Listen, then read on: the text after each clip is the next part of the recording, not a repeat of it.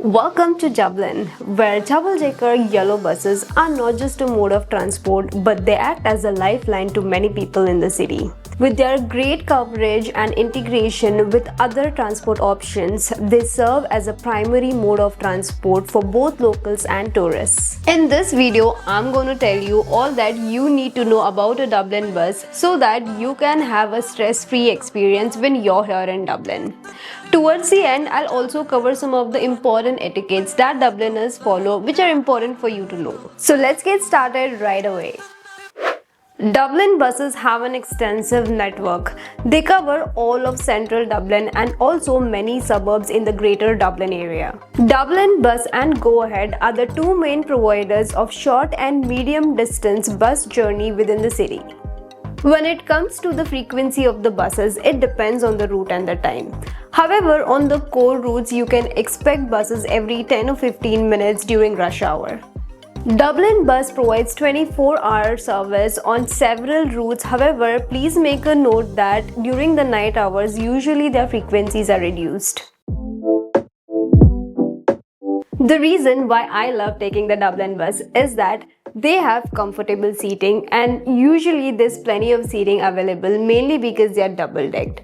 They have affordable fare and you get to see great views, especially if you manage to get the front seat on the top deck. They provide you with free Wi-Fi and they also have USB charging port. Some bus routes also have a dedicated bus lane that will help you bypass local traffic. They also have a small luggage counter to place your luggage so that you don't have to carry it near your seat.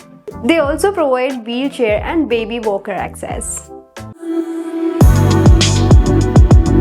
You can make payment in two ways.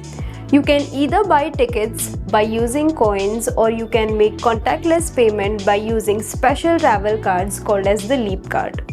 Let me make a note that you cannot make payment using debit or credit cards or contactless methods like Apple Pay or Google Pay. To buy tickets, walk up to the driver and let him know your destination. Then drop the appropriate amount mentioned by the driver in the coin box. You can only make payment using coins and not cash. If you do not have the exact change, then you will have to drop extra, but you won't be given the change back.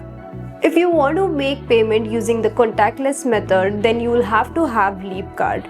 To make payment using the Leap card, simply tap your Leap card on the card reader machine. You will find two card reader machines within the bus. One is towards the door side at the right hand side and the other one is near the driver. Tapping your Leap card on the door-sided one, full fare would be deducted. However, if you're traveling short, then simply walk up to the driver and let him know your destination, and then he would deduct the appropriate amount from your Leap card. If you're traveling in group, then remember that you cannot use the same Leap card to make payment for multiple people. However, you can still use them to buy tickets for the other people. If you need to know all about Leap cards, like where to buy them from, how to recharge them and what apps you need, then I have made a dedicated video just on this. Find the link in the description below. I have been living in Ireland for nearly 4 years now, and I did not need any other app apart from Google Maps and TFI Live app to track bus schedules. You will mainly need the TFI Live app to get real-time updates. Google Maps are not always updated on time, especially if there are delays and cancellation. So if you're on a tight time constraint, then I highly recommend that you use the TFI Live app to plan your journey and to track real-time bus schedules. Although buses are a great option, they do have some of their downsides. They get crowded during the peak hours. They are caught by traffic, especially on the routes near the city center. Although some of the bus routes have a dedicated bus lane, they can still be used by cyclists, emergency vehicles or taxis, which at times can slow the buses down, especially near the city center area.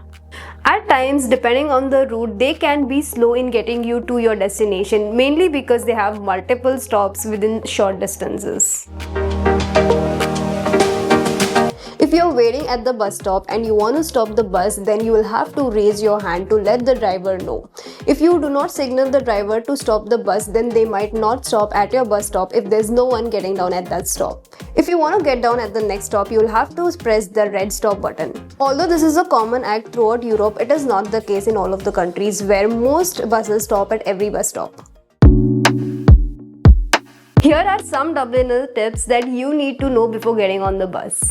If there are too many people trying to get on the bus, then Dubliners usually line up and not try and get inside all together in a crowd.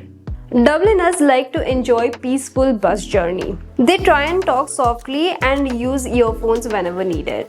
Most Dubliners love to thank the driver before getting off the bus. Thank you.